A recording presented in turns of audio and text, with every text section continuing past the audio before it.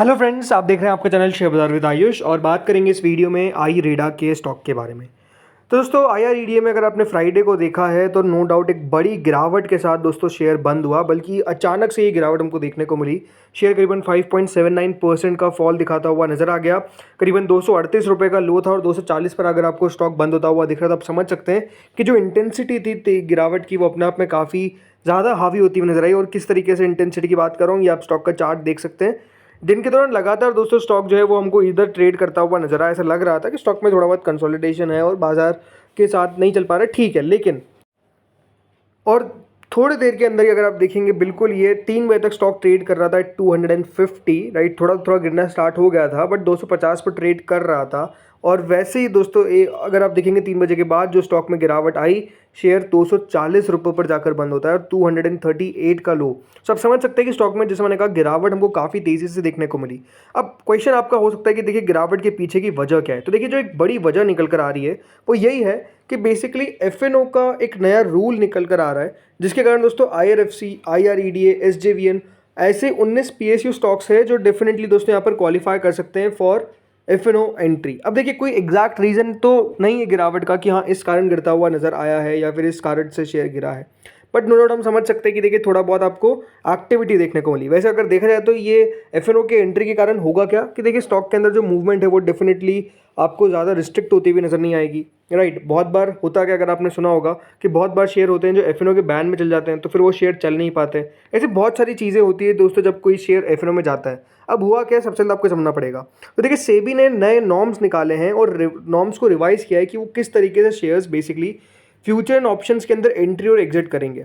और जो यहाँ पर सेबी ने पूरा यहाँ पर हम कह सकते हैं नॉर्म्स को रिवाइज किया, उसके कारण हुआ क्या कि कुछ अब ऐसे शेयर्स है जो बेसिकली अभी FNO का पार्ट नहीं है लेकिन वो FNO का पार्ट हो सकते हैं अकॉर्डिंग टू नवामा इंस्टीट्यूशनल इक्विटीज़, उनका एस्टिमेट है। अब इसमें जो कंपनीज है जैसे मैंने कहा, उसमें IRFC, RVNL, NHPC, IREDA, Mazagon dock, ये कुछ शेयर्स हैं जिनकी एंट्री हो सकती है। इसके अलावा उनको मानना है कि कोचिन शिपयार्ड, हुडको, LIC, union bank, oil India, IRCON, Bharat dynamics, NBCC, SJVN, bank of India, BEML, PNB housing, NLC India और इंडियन बैंक, ये भी कुछ शेयर्स है जो बेसिकली पार्टिसिपेट कर सकते हैं या फिर पार्टिसिपेट इन द सेंस कि देखिए इनकी भी एंट्री हमको देखने को मिल सकती है। कहाँ पर, FNO के सेगमेंट के अंदर, FNO के अंदर एंट्री ये ले सकते हैं according to what Nuvama is set.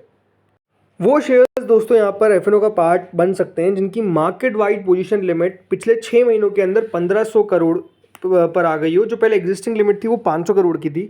तो इन सब शेयर्स की 1500 करोड़ है, देखिए MWP यानी जो मार्केट वाइड पोजीशन लिमिट हम कहते हैं।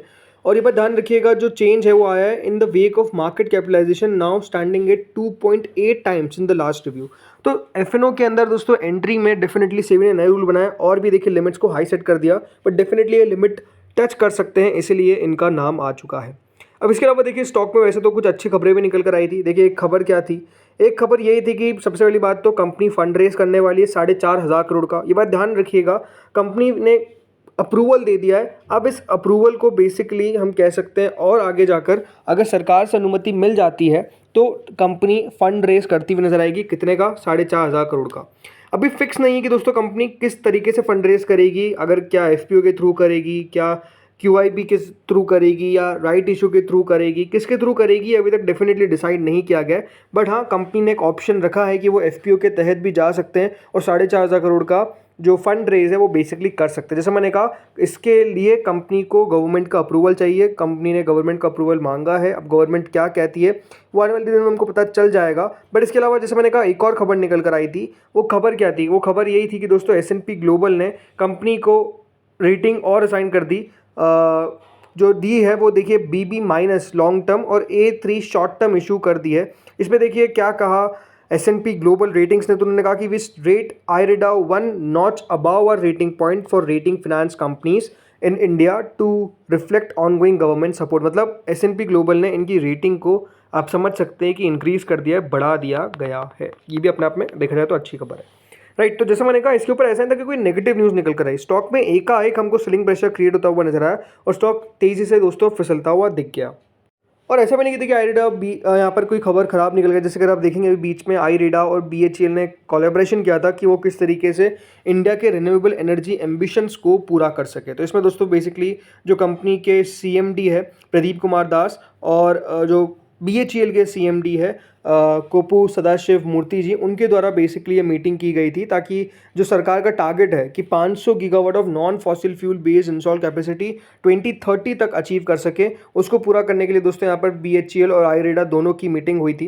एंड डेफिनेटली इस मीटिंग के बाद इनका फोकस था कि वो किस तरीके से स्ट्रैटेजी क्रिएट करेंगे और जो गवर्नमेंट का टारगेट है उसको सपोर्ट करने के लिए कंपनी दोनों काम करेगी। ये भी अपने आप में अगर आप देखेंगे तो खबर निकल कर आई थी इस हफ्ते के अंदर, राइट। तो जैसा मैंने कहा यहाँ पर कोई खबर नेगेटिव अगर आप ओवरऑल ढूंढने चाहेंगे तो वो नहीं मिली, बट शेयर आप देख सकते हैं कितना तेज़ी से नीचे आया, राइट। ओवरऑल देखिए आईरेडा के बारे में अगर मैं बात करता हूँ तो स्पेसिफिक अगर देखा जाए तो कोई इशू ऐसा नज़र नहीं आता है। हाँ, एक इशू क्या है, एक इशू आप कह सकते हैं कंपनी के पीयर्स का और इसकी वैल्यूएशन का है। जैसे कि अगर आप यहाँ पर नोटिस करेंगे तो जो पीएफसी आरईसी है वो बहुत नीचे ट्रेड करती है और कंपनी ऑलमोस्ट 50 की पी के आसपास ट्रेड करती है।